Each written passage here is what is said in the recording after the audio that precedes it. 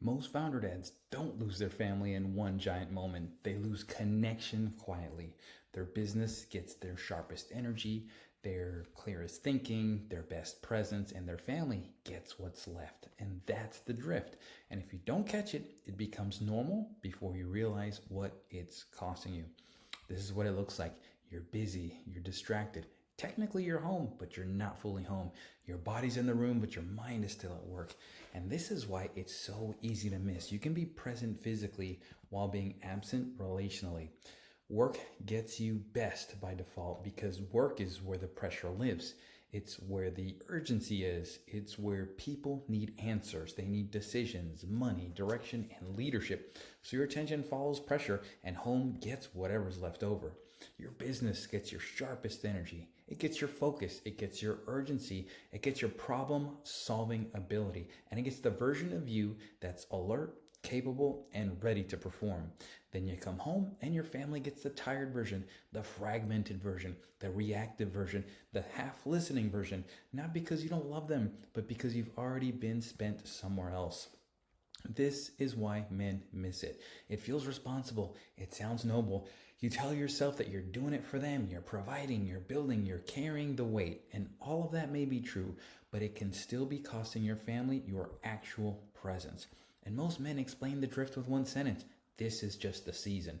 After this launch, after this hire, after this deal, after things calm down, then I'll be more present. But for most men, the season never ends and the pressure just changes shape. Your kids don't stop needing you. They just stop asking. They learn that dad is busy, dad's distracted, dad's here, but he's not fully here. So they adapt. And that is what makes the drift dangerous. It looks like independence, but it's often quiet resignation. Your wife usually feels this before you do. She feels when you're there, but not really there. She feels when she's trying to connect with you, but you're still mentally inside of the business. And she feels the emotional leftovers even when you think you're showing up. This follows you home because your nervous system doesn't fully shut off when you walk in the door. If work still owns your attention, your family doesn't get your presence, they get your residue. The cost is not usually just one dramatic blow up. It's distance, it's thinner trust, it's less warmth, it's fewer requests, it's less reach.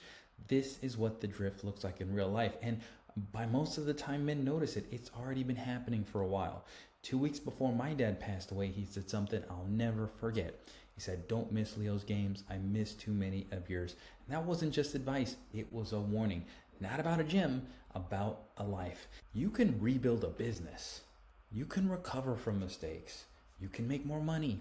You can start over, but you cannot redo a childhood. Not yours, not your child's. That is why this matters right now, not later. So stop asking whether you love your family. That's not the question. The real question is, where's your best energy going right now? Because your family does not live off your intentions, they live off of your presence. Here's the first interrupt. Give your child 10 minutes of your full undivided attention today. No phone, no multitasking, no half listening, just them.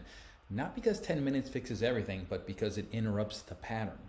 If dinner is one of the places that drift shows up for you, start there. Phone down, mind here. No invisible tether to work. No, just one quick thing. Presence has to become a standard, not hope. Now here are the signs. Fewer asks, less interruptions, thinner connection, quiet distance. If things feel easier because your family needs less of you, do not automatically call that maturity. It may be adaptation. So run a simple 7-day reset. Day 1, notice where your attention goes. Day 2, put the phone down at one key moment. Day 3, give 10 full minutes. Day 4, ask one deeper question. Day 5, be fully present at dinner. Day 6, keep one promise you would normally flex. Day 7, repeat what worked. This is not about becoming soft. This is about becoming honest. Your family should not get the leftovers while your business gets your best. That is not success. That is drift with nicer packaging. And if this hits something real for you, go get the book. It's called Before They Stop Asking.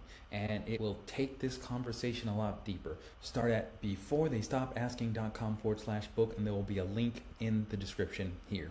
Next video, we're going to break down the most dangerous sentence a lot of successful men keep saying. This is just a season.